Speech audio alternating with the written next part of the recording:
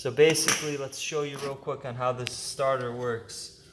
So we're going to use a jump pack to demonstrate. So this is grounded to the car. Basically, it gets grounded to the car right here. This is our 12 volt coming from the battery. So now it's got power, and basically what happens is your car, when you turn your key, it jumps the power from here through here into the starter. Nothing's happening. It's a bad solenoid. It's not causing power to go through the starter.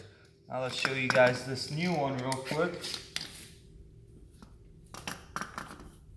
We're going to do the same thing here.